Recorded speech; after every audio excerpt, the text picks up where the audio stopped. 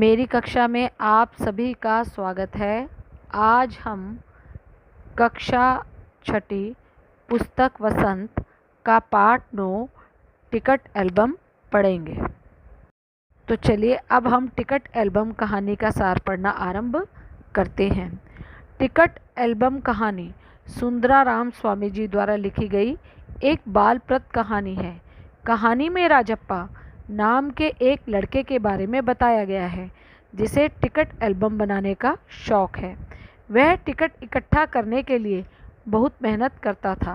School से घर लौटने पर वह मीलों पैदल चलकर टिकट लाने जाता था। कभी कभी वह अपने 2 टिकट देकर उसका 1 टिकट लाता। इस प्रकार उसने एक भारी भरकम टिकट एल्बम बना लिया था, जिसके कारण कक्षा में उसकी धाक जम गई थी। लेकिन कहानी में बदलाव तब आया जब कक्षा में ही पढ़ने वाले नागराजन के मामा ने सिंगापुर से टिकट एल्बम भेज दिया। वह बहुत ही सुंदर एल्बम था जिसे कक्षा में सभी लोगों ने पसंद किया। अब नागराजन की धाक जम गई। इसके कारण राजप्पा को कोई पूछता ही नहीं था।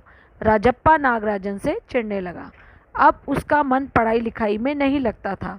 कक्षा में सभी लोग उसे चिढ़ाने लगे, जिससे उसका मन विद्यालय भी जाने को नहीं करता था। राजप्पा एक दिन नागराजन के घर मिलने गया। घर पर नागराजन नहीं था। नागराजन की बहन ने बताया कि वह शहर गया हुआ है। अकेले कमरे में बैठे होने के कारण दराज में रखे हुए नागराजन के एल्बम को राजप्पा ने चुरा लिया और कमीज के नीचे खोसकर घर भागा। शाम तक नागराजन और उसके दोस्तों को खबर हो गई कि उसका एल्बम चोरी हो गया है। एल्बम लाकर राजप्पा ने अपने कमरे की अलमारी के पीछे छिपा दिया।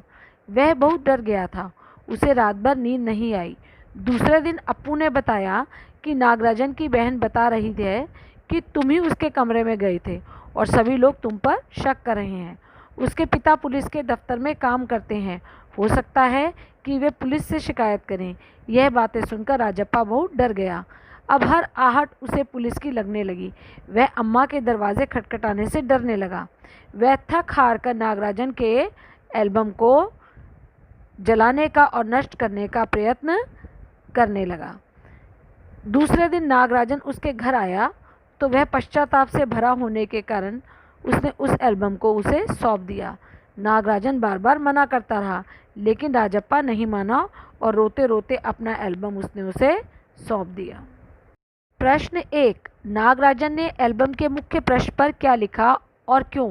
इसका असर कक्षा के दूसरे लड़के लड़कियों पर क्या हुआ? नागराजन ने एल्बम के मुख्य पृष्ठ पर लिखा था A.M. नागराजन और नीचे की पंक्तियों में लिखा था इस एल्बम को चुराने वाला बेशर्म है। ऊपर लिखे नाम को कभी देखा है?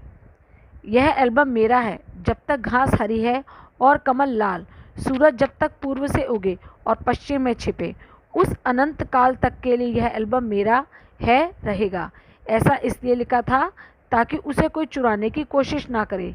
यह एल्बम हमेशा हमेशा के लिए नागराजन के पास रहे। कक्षा के दूसरे लड़के लड़कियों पर इसका यह असर हुआ कि उन्होंने इसे अपने एल्बम और कॉपी में उतार लिया। प्रश्न 2, नागराजन के एल्बम के हिट हो जाने के बाद राजप्पा के मन की क्या दशा हुई? नागराजन का एल्बम हिट हो जाने के बाद राजप्पा मन ही मन कुढ़ने लगा और अपने फालतू टिकटों के बदले नागराजन से कुछ अच्छे टिकट लेने की सोचने लगा ताकि उसका एल्बम और अच्छा हो जाए। लेकिन उसने मौका देखकर नागराजन का एल्बम चोरी कर लिया। प्रश्न 3, एल्बम चुराते समय राजप्पा किस मानसिक स्थिति से गुजर रहा था? एल्बम चुराते समय राजप्पा का दिल बहुत तेजी से धड़क रहा था।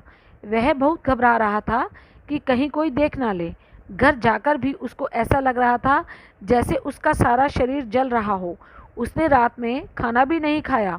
उसका चेहरा भयानक हो गया था। घर के लोग उसे देखकर चिंतित हो गए थे। रात में उसे नींद भी नहीं आई। एल्बम को तकिए के नीचे रखकर ही वह सो गया।